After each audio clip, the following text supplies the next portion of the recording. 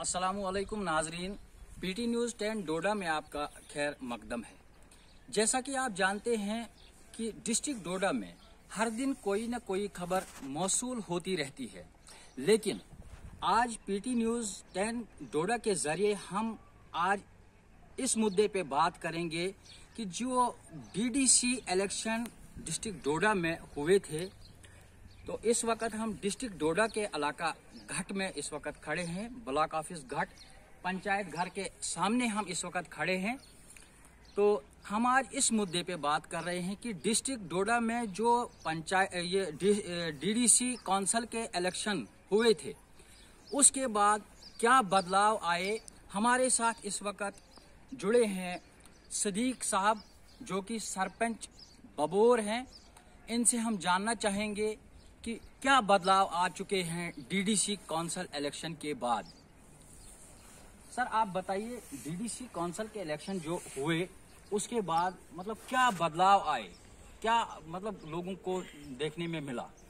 सबसे पहले मैं शुक्रिया अदा करना चाहता हूं आपका और आपके इस न्यूज़ चैनल का, पीटी न्यूज़ 10 का, जिसने हर वक्त हर दम लोगों की फलाह व बहबूद के लिए हर एक खबर को मंजर आम पर लाने की कोशिश की और इंशाल्लाह लाता भी है। तो मैं आपका भी शुक्रिया अदा करता हूं और आपके चैनल का भी शुक्रिया अदा करता हूं। तो आपका सवाल है कि डीडीसी इलेक्शन जो हुए उसके बाद पंचायतों में, ग्राम पंचायतों में कौन कौन सी तब्दीली आई।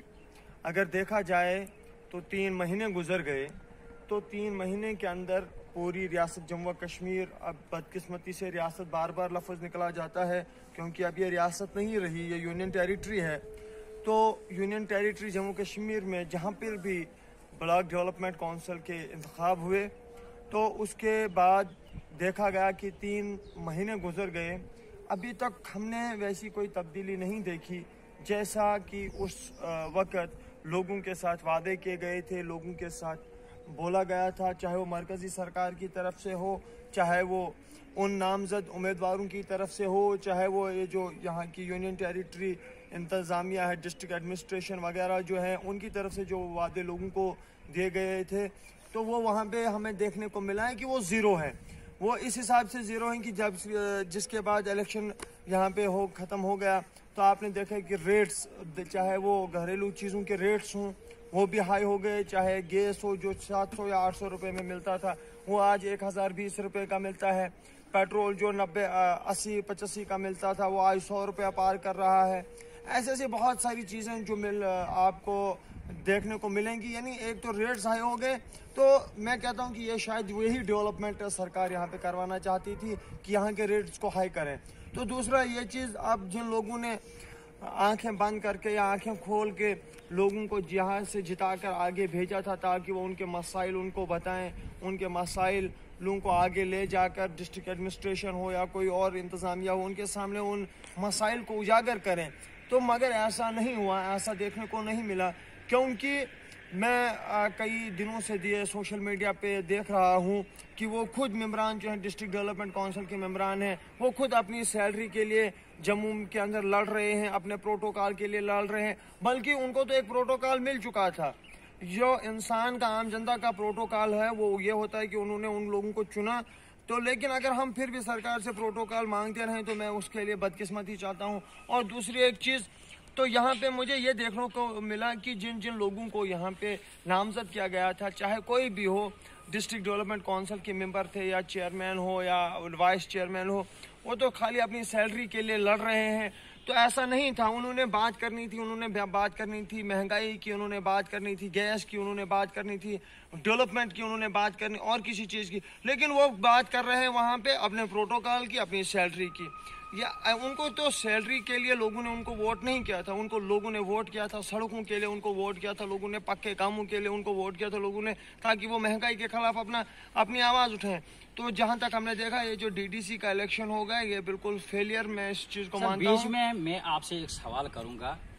जो डीडीसी के जो काउंसिल मेंबर इस वक्त हैं, सरकार ने जो बनाए हैं, तो क्या सरपंच इन कामों के लिए जो सरपंच पंच वगैरह बनाए थे, क्या इन कामों के लिए काफी नहीं थे? सरकार को काउंसिल मेंबर बनाने पड़े? क्या कहना चाहेंगे आप? नहीं, इसके लिए देखो ये एक सिस्टम है, ये 3 टायर सिस्टम था। यानी पंचायती राज जो था 3 टायर सिस्टम है, क्योंकि हमने बाहर भी देखा, बाहर के स्टेटों में भी देखा। ये पहले पंचायती निज़ाम जो होता है, यानी सरपंच जो होता है वो एक टायर होता है, उसके बाद बीडीसी का होता है वो दूसरा टायर होता है, और डिस्ट्रिक्ट डेवलपमेंट काउंसिल का वो जो चेयरमैन होता है वो उसका 3rd टायर होता है। तो इसके लिए क्या था कि इन्होंने इस पंचायती कानून राज में कुछ अमेंडमेंट किया, इन्होंने सिरे से ही दूसरे सिरे से, वहाँ तक कि जहाँ तक हमने सुना था और जहाँ तक हमने देखा था और जहाँ तक हमने पढ़ा है, ये जो पंचायती राज एक्ट था इसमें से पंच और सरपंच ही जो था वो डिस्ट्रिक्ट डेवलपमेंट बोर्ड का चेयरमैन भी होना चाहिए था, उसका काउंसिल का मेंबर भी होना चाहिए था, जैसे बीडीसी के इलेक्शंस हुए थे। तो यहाँ पे तो सरकार ने एक किस्म का ये लोगों के ऊपर एक थोप दिया था कि हाँ जनाब आप ऐसा करो। लेकिन अगर ऐसा उन लोगों को किया था, अब उन्होंने वो इलेक्शन जीता भी था, अगर उन्होंने इलेक्शन में अपनी जीत दर्ज भी करवाई थी, लेकिन उसके बाद उन लोगों ने अब ये सोचना था, गांव-गांव जा जाकर जिन लोगों ने उनको वोट किए थे उनका भी शुक्रिया अदा करना था, और जिन्होंने न किया था उनका भी शुक्रिया अदा करना था, ताकि वो लोगों की फलाह बहबूद के लिए आगे जा सकें। मैं तो अब यह होती है कि अगर आप इस वक्त रियासत जम्मू कश्मीर ने यूनियन टेरिटरी जम्मू कश्मीर की सड़कों की हालत देखें, बद से बदतर है। यहाँ पे वो ऐसा कोई दिन ही नहीं है जिस सड़क पे एक्सीडेंट ना हो। क्या कभी काउंसलर ने, क्या वहाँ के चेयरमैन ने, वहाँ के डिप्टी चेयरमैन ने कहीं ये बात की कि हमारे सड़कों की खस्ता हालत है, किराया इस वक्त हद से ज़्यादा लिया जा रहा है? क्या कभी किसी काउंसलर ने ये बात कही, या किसी काउंसिल मेंबर ने ये बात कही कि लोगों से, आम जनता से किराया क्यों ज़्यादा लिया जा रहा है? गैस, मैंने अभी पहले आपको बोला था, गैस जो यहाँ पे 750 रुपये का था वो आज 1000 रुपये का मिलता है। क्या आपने किसी भी इंसान से, किसी भी मेंबर से ये बात सुनी कि गैस जो है इतना आसमान को छू रहा है? दालों की बात करें, तेल की बात करें, कोई भी नहीं। सारे जो हैं लगे हैं, मैंने पहले बोला, या अपनी सैलरी के पीछे लगे हैं। अब हम बात करेंगे जो स्वच्छ भारत अभियान, जो माननीय प्रधानमंत्री नरेंद्र मोदी जी का जो सपना था, स्वच्छ भारत अभियान, तो हम देखने को ये मिल रहा है कि मतलब जगह जगह हर डिपार्टमेंट मतलब फोटोज और वीडियोग्राफी वगैरह करके मतलब अपने आप को हाईलाइट करते हैं, और जो मतलब गांव में या सिटियों में जो कचरा दिखाई दे रहा है, तो खाली वो अपडेट करने के लिए ही वो काम क्यों करते हैं? मतलब इसके बारे में आप क्या कहना चाहेंगे? स्वच्छ भारत अभियान जो था ये एक स्कीम लॉन्च की थी श्री नरेंद्र मोदी जी ने, लेकिन इसके अलावा मैं आपको एक बात बता दूं कि हदीस में है सफाई आधा ईमान है, और ये मुत्तफ़िका अलैह की हदीस है कि सफाई जो है वो आधा ईमान है। ये नरेंद्र मोदी जी ने नहीं कहा, बल्कि ये आज से 1400 साल पहले रसूल रहमत सल्लल्लाहु अलैहि वसल्लम ने कहा था कि सफाई जो है आधा ईमान है। लेकिन इसको हम लोगों ने पशे पुश्त डाल दिया। हमने सोचा कि अपना जिस्म थोड़ा सा साफ होना चाहिए, शायद यही सफाई है। लेकिन सफाई जो है, स्वच्छता जो है, हमारी गलियों की हालत आप इस वक्त देखेंगे, कोई अपने घर के सामने आंगन साफ करने में राजी नहीं है। अगर अपना घर का आंगन साफ करेगा, लेकिन वो कहीं ऐसी जगह पे डालेगा जहाँ पे पूरे गांव की नजरें पड़ेंगी, तो ये जो है, मैं कहता हूँ कि इन फोटों से बेहतर है, इस एडवर्टाइज से बेहतर है, और ये जो पैसे ये जो ज़ाया कर रहे हैं, इनसे बेहतर है कि खुद इस काम में आगे आ जाना चाहिए। और ये फोटो वोटो लगाने से, इस वक्त मैं आऊँगा झाड़ू लेके, मीडिया वालों को बुलाऊंगा, थोड़ा सा झाड़ू हाथ में पकड़ के अपनी एडवर्टाइज करूंगा, इसको हम, इससे ख्वाब थोड़ी पूरे होते हैं। ख्वाबों को पूरा करने के लिए ज़मीन में उतरना पड़ता है, खुद अखाड़े में आना पड़ता है, और खुद से, यानी जब मैं खुद साफ सफाई करूंगा तो मेरा दूसरा घर वाला भी साफ सफाई करेगा। इसके लिए मैं ये दोषी दिलाऊंगा यहाँ की जो एडमिनिस्ट्रेशन है इस वक्त। आज अगर हम डोडा में जाते हैं, आज डोडा में पूरी सड़कों में गंदगियों के ढेर बड़े हुए हैं। वो क्यों? वहाँ की वो जो म्यूनसिपल कमेटी के मेंबरान हैं, उन्होंने हड़तालें की हैं। तो अगर उन्होंने हड़तालें की है तो क्या वो वो भी तो स्वच्छता के खिलाफ है। करोड़ों का पैसा इस वक्त गबन हो गया। यानी बिल्कुल मैं कहता हूँ कि करोड़ों के से भी ज़्यादा पैसा गबन हुआ होगा स्वच्छता के नाम पे। तो ये एक चीज़ है, ये लॉबी है एक पैसा खाने की, कि हम कैसे पैसा खाएंगे। तो अब मेरा आपसे एक सवाल रहेगा, जो एमजी नरेगा में काम होते हैं, प्रोटेक्शन वर्क या पी वर्क या दूसरे कई सारे काम, या 14 FC है वगैरह वगैरह, तो इसके बारे में आप क्या कहना चाहेंगे? किस हद तक ये काम होते हैं? देखो, सबसे पहले मुबारकबाद देता हूँ मैं उस सरकार को। 2006 में गालबन ये स्कीम जो थी लॉन्च हो गई थी।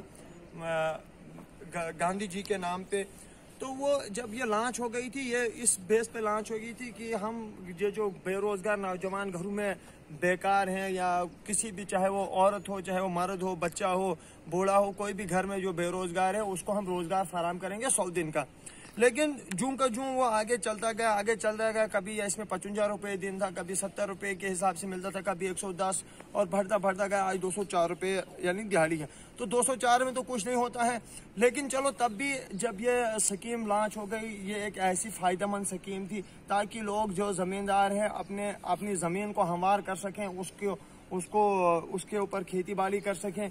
तो ये एक बहुत अच्छी स्कीम थी, लेकिन इसका नाजायज फायदा हम लोगों ने ही उठाना ये शुरू सर किया। बीच में मेरा एक सवाल आपसे रहेगा, जो ये नाजायज फायदे की आपने जो बात की, नाजायज फायदा, तो मैं आपसे ये पूछना चाहूंगा कि जो इसमें जो ब्लॉक ऑफिस में जो छोटे कर्मचारी होते हैं, सपोज जीआरएस या मतलब और कोई ऐसे कर्मचारी, इनके पास जो कई सारे ऐसे भी हैं जिनके पास तो मकान भी नहीं है, लेकिन कई सारे इनमें ऐसे हजरात हैं जिनके पास मकान भी 2-2 छत है, जबकि वो जीआरएस है, और साथ में उनको बड़ी बड़ी जो गाड़ियां उनने रखी हुई है। आखिर वो कैसे उनका तेल डालते हैं, कैसे चलते हैं, कैसे पूरा करते हैं? क्या उनके पास कोई अलादीन का चिराग तो नहीं है?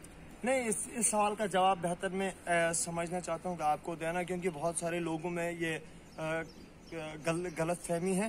देखो, सबसे पहले मैं आपको ये बोलूंगा कि सबसे पहले अगर हम उनके ऊपर, मैं आपको फ्रैंकली बोलूंगा कि हम इन लोगों के ऊपर बहुतान लगाते हैं कि ये करते हैं वो करते हैं, लेकिन सबसे पहले मैं आपको ये बोलूंगा कि सबसे बड़े चोर जो हैं वो आम जनता है। वो आम जनता क्यों चोर है? क्योंकि मैंने महाराष्ट्र में ये महात्मा गांधी नरेगा की स्कीम के थ्रू ट्रेनिंग भी की थी। वहाँ पे हम गए थे थोड़ा सा टूर मारने के लिए, तो वहाँ पे हमने देखा कि वहाँ की जनता जो है पूरा काम करती है, 100 दिन लगाती है।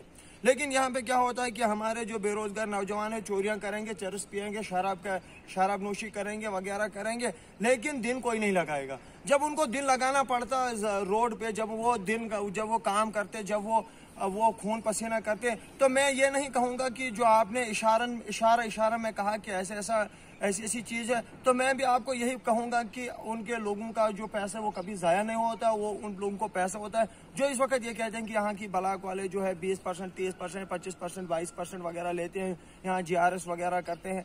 तो मैं यही कहूँगा कि इनका अलादीन का चिराग वहाँ पे बंद होता जब हम लोग उस अलादीन के चिराग को रगड़ना शुरू करते। जब हम अलादीन के चिराग को रगड़ते, वो इसी लिहाज से रगड़ते, जब हम काम करते, जब हम खून पसीना कमाते, निकालते, तो वहाँ हम तो किसी को कमीशन वगैरह देने से कासिर हो जाते। अब हम लास्ट पे आपसे ये सवाल करेंगे, हम वापस उसी मुद्दे पे आते हैं। जो डोडा से गुंदना वाया बबोर घाट से जो रोड जाती है, तकरीबन कबल 20 साल पहले इसका काम लग चुका है।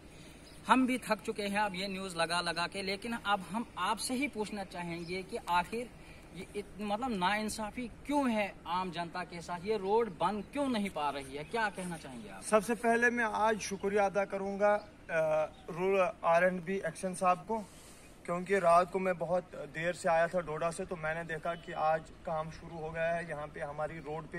ये जिसको JSB वगैरह कहते हैं, मेटलिंग वगैरह कहते हैं, तो मैंने वहाँ पे जेई साहब थे, तो मैंने उनसे कहा था, उन्होंने बोला था कि विद इन डेज यानी 4, 5 या 10 दिनों तक हम आपको घाट तक, फिलहाल जो R&B के अंडर आता है, घाट तक हम आपको लुक्स वगैरह यानी इसी मार्च और अप्रैल के महीने में डाल देंगे। क्योंकि इस वक्त भी मैं गया था तो मैंने देखा कि काम वहाँ पे लगा हुआ है आज।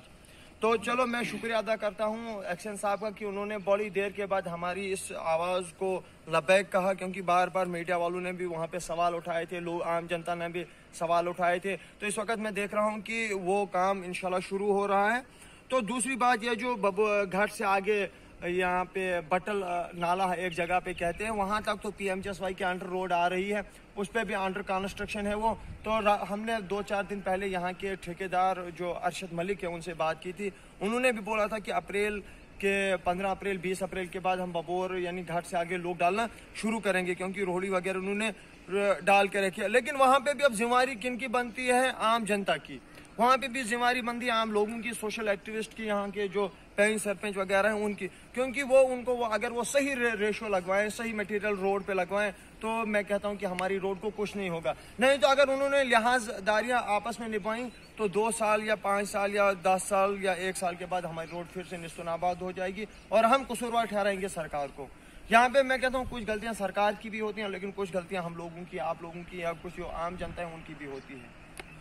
शुक्रिया। ये थे सदीक साहब जो कि बबूर में ये सरपंच हैं। तो नाजरीन, आप बने रहिए पीटी न्यूज़ 10 डोडा के साथ। मैं हूं आपका मेज़बान जाफर बोहरा।